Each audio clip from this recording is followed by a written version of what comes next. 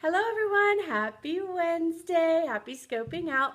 I'm so glad you're here because we're talking about something that is on everybody's mind as we come into summer and we want our big vacations and we want our money problem solved and we want all of these things to go into a whole different space in our life, all of these problems and worries, right? And abundance is one of those things that is it's tricky because we are taught culturally that abundance, success, um, wealth, it's got to look a certain way and it's got to come a certain way. And we have talked a lot on these scopes. We've talked a lot in my classes about the ways that we sort of make it okay for abundance to come in. If you work hard, if you go out and you work hard and you earn that paycheck, that's one way money can come in. And that's kind of the culturally agreed upon way to attract, receive abundance, right?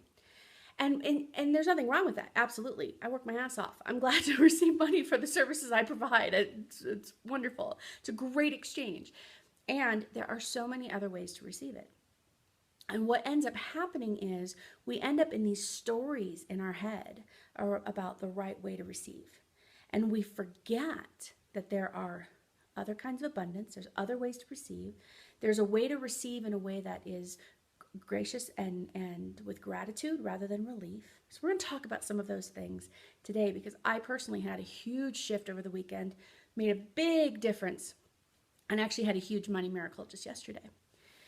So I climbed the Manitou Incline on Sunday. I don't know if you guys know what this is. It's out here in this crazy Colorado. We are all outdoorsmen here, and it's freaking fantastic. And every time I want to plug myself in, answer my big problems, regenerate myself, I hit the trails. I go to the mountains. It's like plugging me into the batteries. And Manitou Incline is a 2,000 foot incline within a mile, which is insane. It's insane. You're losing oxygen with every single step.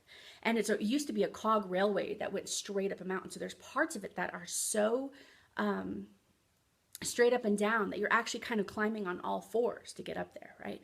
And I'm climbing this and I'm like, oh, just get me from shady spot to shady spot. My lungs are burning. And I'm from Colorado. I'm used to the elevation. I hiked 14ers and I love my time in the mountains and I'm having such a hard time getting up this thing. And it's hot and it's crowded and there's everybody around. Here's the amazing thing, and this is the abundance shift that we've talked about it before. I know this isn't new information, but hopefully this story will put it in a new lens that can help you grab it and breathe life into it for yourself. I'm looking around, and what happens on these really arduous hikes like this, it happens on your 14ers, it happens on anything that's really tough like this. There's this sense of community that gets built. For everybody that's going up, we're all facing these same problems, and I'm putting it in air quotes because they're not real problems, right? We're all facing this lack of oxygen. We're all facing the muscle fatigue. We're all facing hunger and thirst.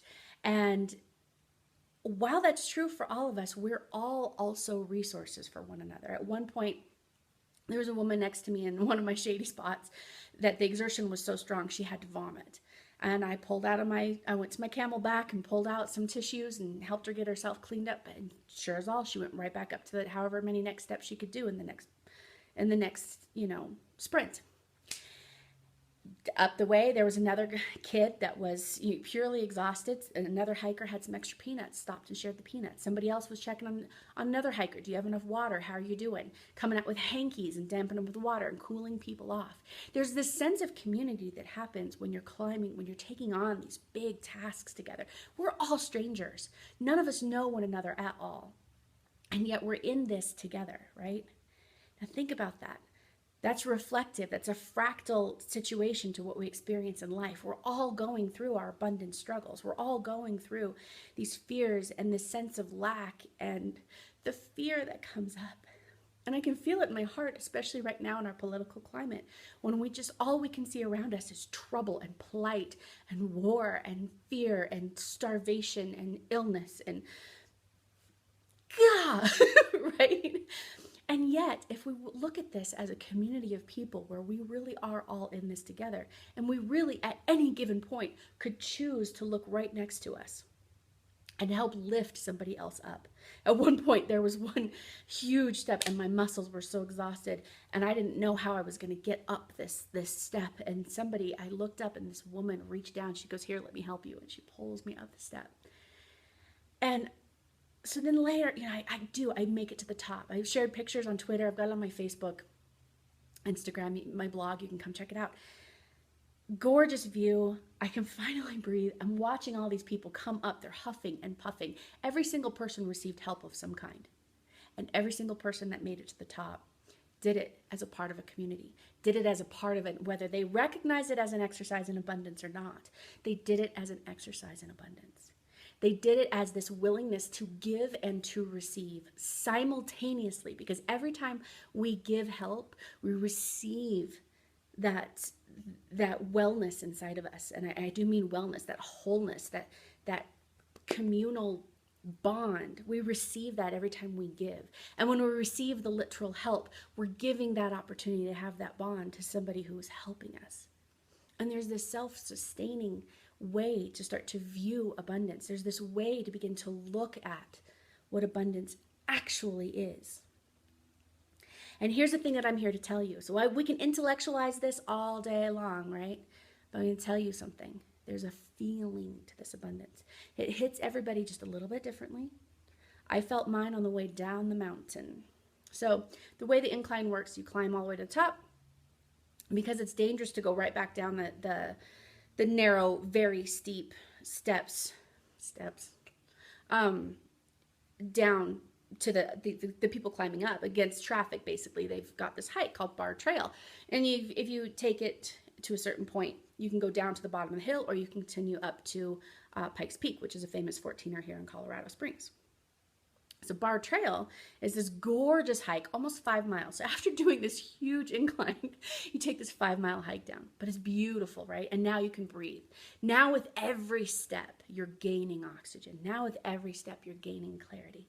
Now with every step, you're able to breathe and reflect and feel, right?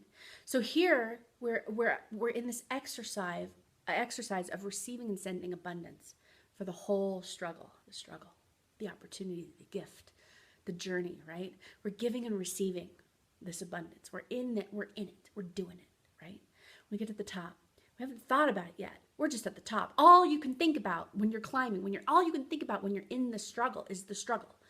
What's that next step? What's that solution? You can't even take in yet that feeling of connectedness. You can't even take it in because you're just so in the struggle. So on the way down comes this moment of reflection. Now, several weeks ago, I had a very scary thought, and it chilled me to my bones. There are actuarial numbers out there that show that the poor and uneducated will very quickly outnumber the wealthy and the educated. And I had a thought, and I'm not trying to put any kind of crazy conspiracy theory out there. I'm just telling you my process, right? I had the thought, as I'm seeking to have understanding for the people who disagree with me about universal health care, and we're in this together and we can help each other out, and there's more than enough. When I'm looking at those people who are fighting against the ACA, and I'm fighting for tax havens for the rich, and fighting for a bigger burden on the poor and middle class income earners, right? I'm trying to find compassion. What's going on for them that this makes sense? I'm assuming positive and looking for the grace, right? And these actuarial numbers came into my awareness, and I had the thought, what if they think they're doing humanity a kindness, a calling of sorts of the poor and uneducated? Now, they could never get away with saying that out loud, could they? But what if in their mind, their tax cuts for the rich that put undue burden on the middle class and the poor, what if that's righteous? What if they're taking away health care for women, especially poor and uneducated women, keeps them from reproducing, maybe even kills them off?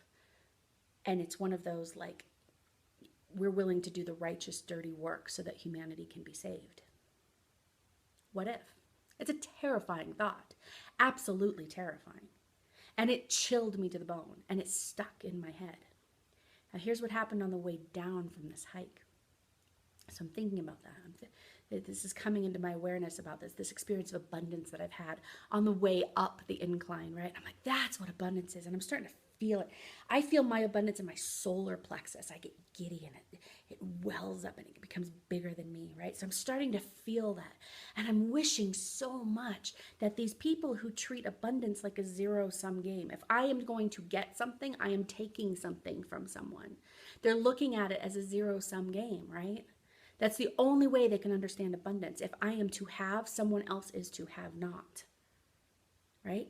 And I'm wishing with all of my heart and all of my soul that these people, these zero-sum gamers, could understand what I just experienced on the hill, on the incline. Could understand the sense that there's more than enough.